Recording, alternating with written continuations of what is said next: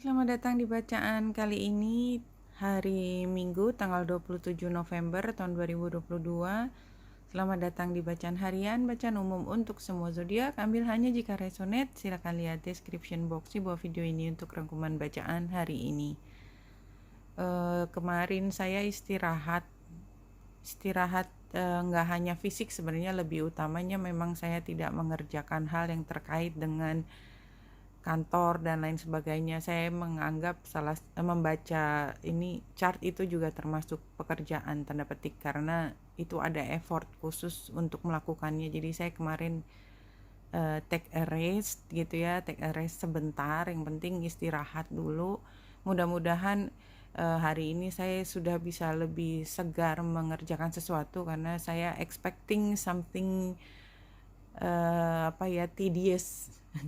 tedious next time. Jadi kayak memang saya paham bahwa bulan masuk ke Capricorn itu saatnya istirahat, tapi kalau kita lihat dari Vedic kan dia masih di Sagittarius, memang saatnya masih mimpi ke depan, apa idealisme kita, dan itu saya nggak bisa escape aja. Kemarin bukannya nggak mengupayakan, tetapi nggak bisa escape dari kebutuhan untuk not doing anything practical gitu.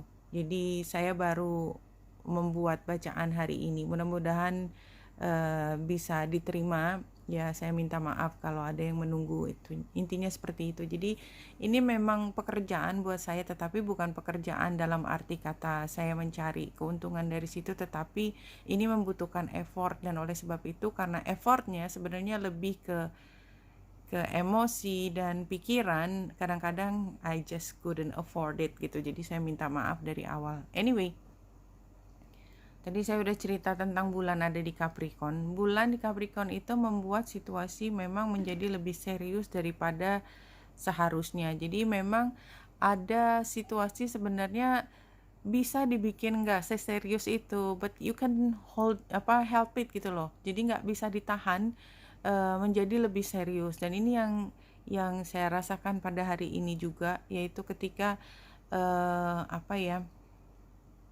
sebenarnya kalau dilihat persis dari ujung sampai ujung, dari kacamata yang fresh itu ya, semua tuh udah dikerjakan apa yang bisa dikerjakan, yang lainnya tinggal menunggu. Tapi entah kenapa saat menunggu itu seperti ada yang kurang, kayak ada sesuatu yang harus dikerjakan, something is wrong, something needs to be fixed gitu. Jadi ada dorongan seperti itu, dan ini semakin kental rasanya ketika bulan melewati Pluto. Pluto tuh memberi nuansa kita semakin harus mencapai sesuatu yang besar, karena Pluto itu kan mengatur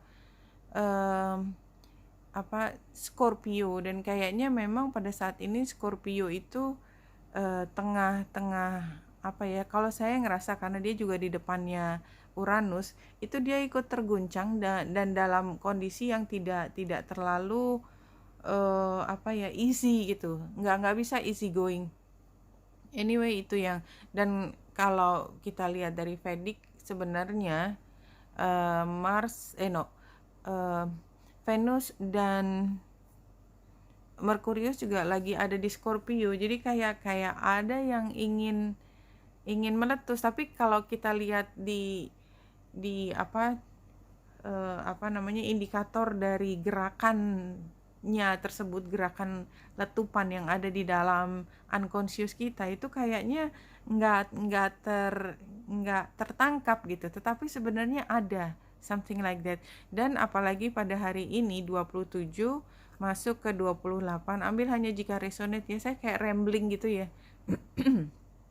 kayak ngomong sesuatu yang entah kenapa saya ingin bicara gitu ya, dan anggap ini kita sedang ngobrol aja gitu ya, apa yang saya rasakan. Jadi just take it as it is gitu ya, it is sebagai apa yang saya rasakan, it doesn't matter benar atau enggak, karena itu bukan poinnya pada saat ini. Mudah-mudahan teman-teman bisa mengerti kenapa saya jadi agak mundur juga untuk membuat bacaan, karena ada perasaan ragu yang muncul di saya. Dan pada hari ini tanggal 27 dan 28 itu kan bulan melewati Pluto yang oposisi dengan Lilith.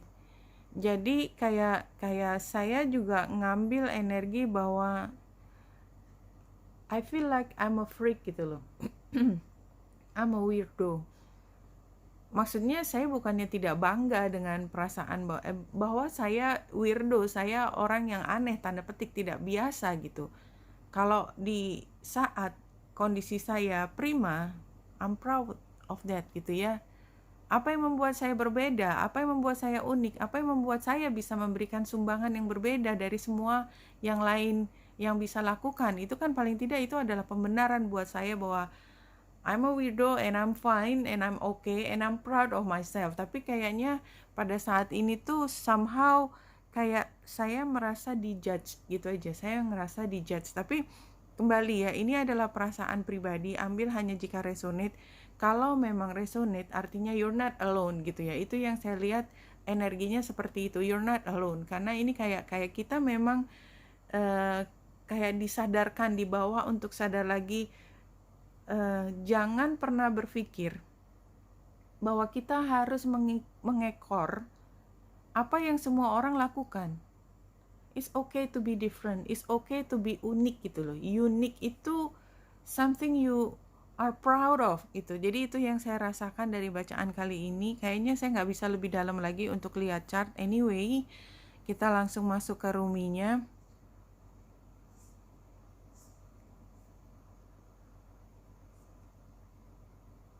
The Star of Venus.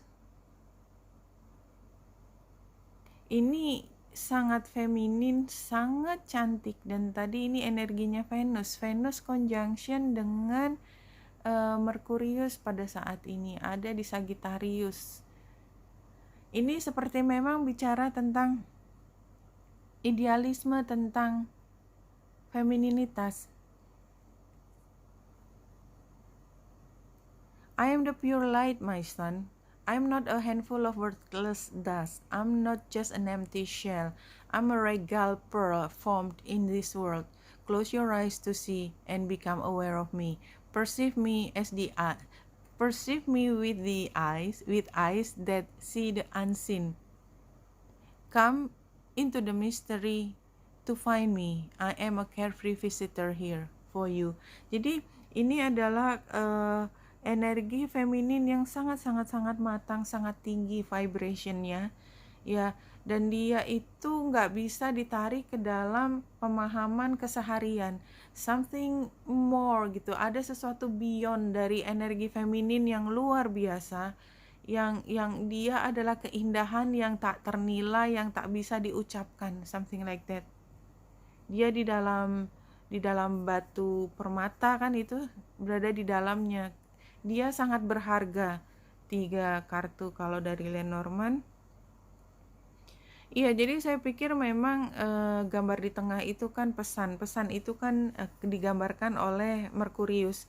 Jadi memang ternyata dari bacaan hari ini, di mana memang tadi dimulai dengan bulan, tetapi justru yang muncul adalah Venus dan Merkuriusnya. Intinya Venus dan Merkuriusnya yang oposisi dengan Mars. Barangkali itu yang membuat kita merasa terancam oleh sesuatu, dan tadi ya bulan yang melewati Pluto oposisi dengan Lilith, I understand now gitu ya.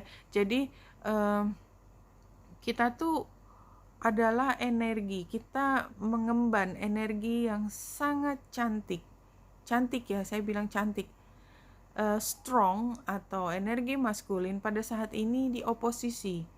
Jadi kita terancam. But somehow kita itu kayak diletakkan di dalam batu permata, dan kalau kita lihat penggambarannya, batu permata ini kan kayak yang berada di core-nya, di dalam, dan dia dilindungi oleh keindahan, dan dia akan indah di situ. Dan don't forget, keindahan itu bukan karena keindahan fisik aja, there is something more than that ya. Seperti itu penggambarannya. Dan ini digambarkan dengan cantik sekali di beberapa message yang di awal tadi, bahwa yang kita sampaikan itu adalah core diri kita yang bersinar, gambar mataharinya. Jadi pada beberapa orang, saya merasa beberapa orang mampu menangkap keindahan tersebut, mencerap energi yang sangat sangat iluminatif, memberi pencerahan, memberi inspirasi pada orang untuk apa? Untuk mencapai apa ya?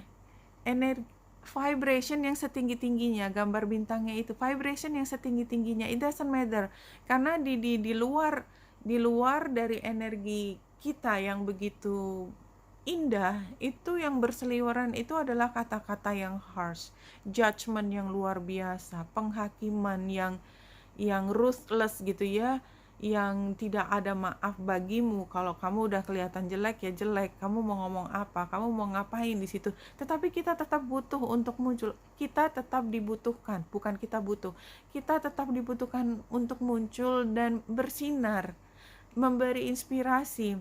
It doesn't matter apa yang dipikirkan orang.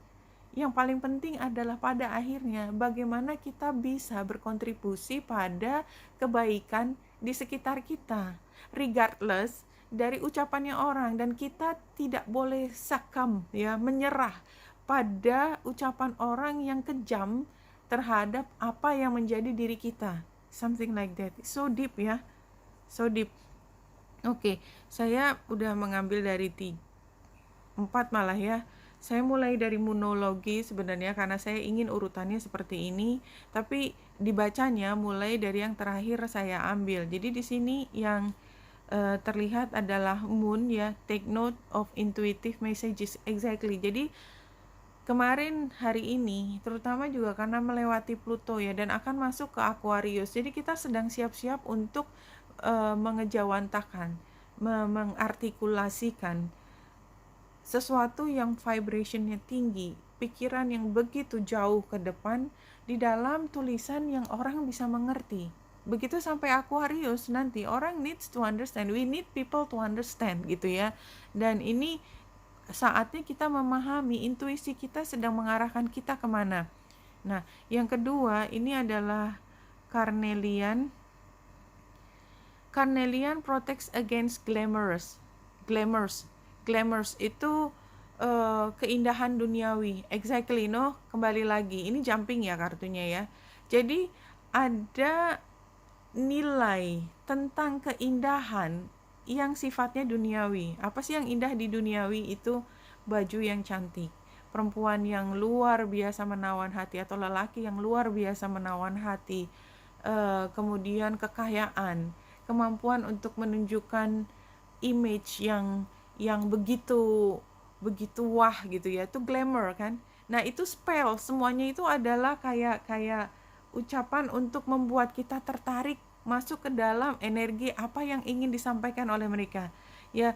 Glamours, jadi kita sedang diproteksi supaya kita tidak tergiur oleh hal-hal yang sifatnya seperti itu ya. Carnelian karne itu kan daging, darah, hidup, passion ya, dan envy. Karena apa? Begitu kita masuk ke energi yang tadi ya, glamorous, kita nggak pernah bisa sampai itu. Kita cuma bisa punya idola. Dan kita nggak akan pernah bisa sampai ke idola kita. Bahkan ketika idola pun kita yang menciptakan sendiri gitu ya. Dan kita envy, kita jealous, kita nggak pernah sampai di situ. Kita nggak pernah cukup. Kita merasa nggak ada apa-apanya. Evil eye. Kemudian apa yang terjadi di dunia yang penuh dengan glamour? Sikut-sikutan, kejam, mean girls, semua. Kenapa saya pakai girls? Karena biasanya mean girls itu sifatnya ucapan. Kalau kekejaman yang sesungguhnya di dunia seperti itu luar biasa, torturing ya, torturing, sangat kejam, sangat tidak berperi kemanusiaan pada akhirnya. Jadi keindahan yang luar biasa itu memang sangat memikat mata, memikat hati, memikat semua yang ada di kita. Kita akan tertarik tanpa kita bisa berkata apa-apa, kayak spell gitu ya, kayak kita dimantrai masuk jalan ke situ. Tapi ke dalam dunia itu, begitu kita berada di dalam sana, isinya adalah persaingan, kekejaman, saling menindas. Nah, ini adalah energi ketika kita diingatkan, no, don't think that way. Glamorous, sesuatu yang muncul indah di sosial media, di TV, di semua media massa yang lain, is not always as good as it looks like gitu ya. Kayak gitu yang ingin disampaikan pada saat ini somehow. Entah apa maknanya di kita masing-masing, tapi informasi itu keluar. Nah, ini 3 kartu dari Psycho Tarot of the Heart, Simply Love. Simply love, cinta yang murni, kayak ayah ke anak. Apa yang diinginkan ayah ke anak? Ingin anaknya tumbuh kembang sehat, ingin anaknya pintar, ingin anaknya membanggakan hati, tapi itu dasarnya semua adalah cinta. Kalau di sini current situationnya adalah Shan. Jadi sebenarnya kita tuh punya kesempatan untuk bersinar, tetapi sinar yang datangnya dari hati kita, yang membawa kita terbang tinggi jauh gitu ya. Rambutnya merah karena pikiran kita ingin fame, kita ingin terkenal, kita ingin dihargai, kita ingin kelihatan cool gitu ya. Tetapi ternyata yang membawa kita ke atas itu bukan dari coolness-nya kita tadi, tetapi dari cahaya dalam hati. Take it as you will. Itu yang muncul pesannya. Saya memahami hal ini, tetapi barangkali kalau saya jelaskan lebih detail lagi, kayak ngomong gibberish gitu ya, kayak ngomong nggak ada artinya, win or lose. Jadi kalau menurut saya, ketika kita mendahulukan apa yang menjadi panggilan hati kita, maka itu adalah jalan menuju ke kemenangan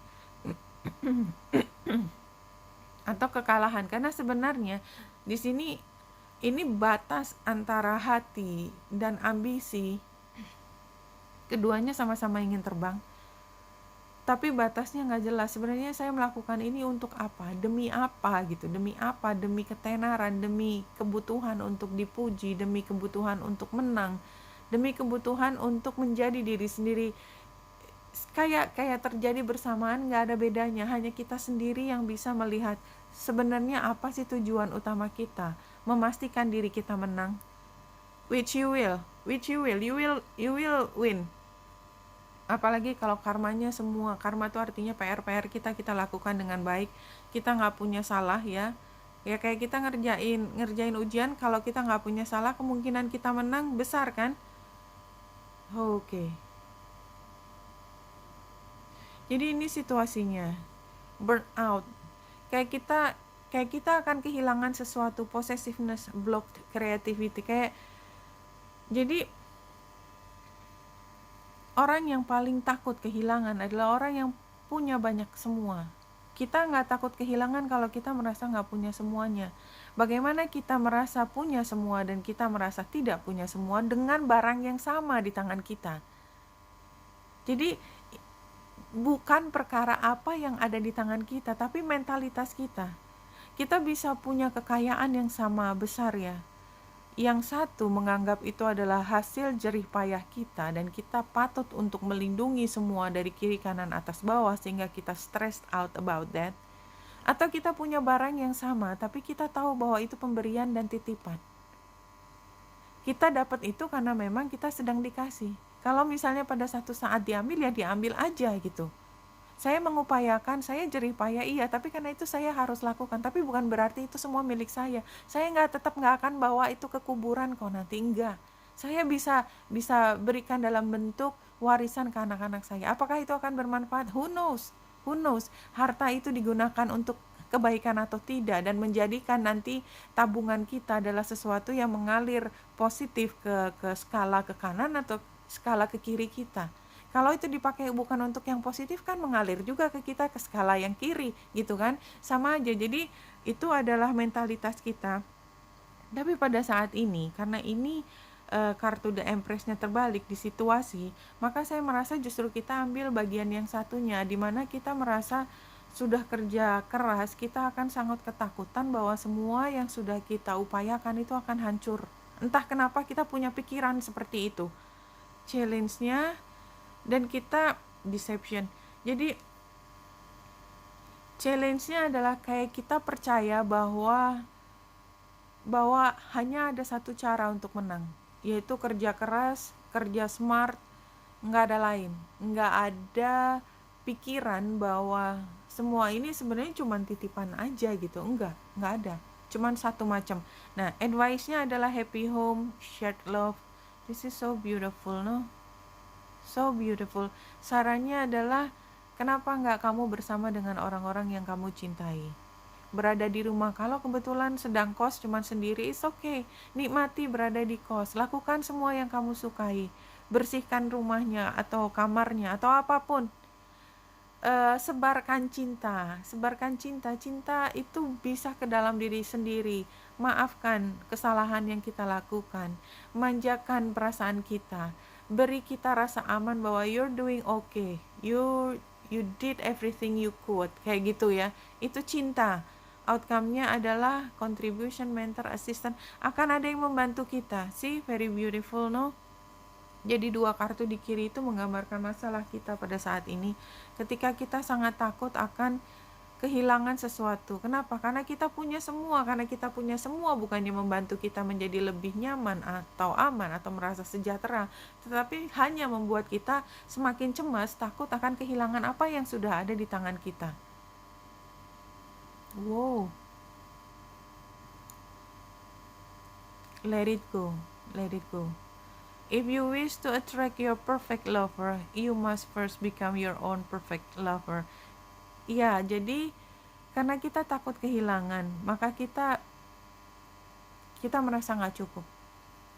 Tapi kita tetap membutuhkan yang terbaik, karena kita butuh mendapatkan yang terbaik. Tapi untuk menjadi yang terbaik, pertama adalah cintai diri kita. Berikan kesempatan pada kita untuk menjadi perfect lover. What is perfect lover gitu ya? Perfect lover adalah ketika pertama dia kuat, dia pegang fondasi. Fondasi itu datangnya dari cinta terhadap diri sendiri, bangga terhadap diri sendiri. Whatever you are, however you are, however that you look, you are perfect and you are proud of yourself. Itu perfect lover.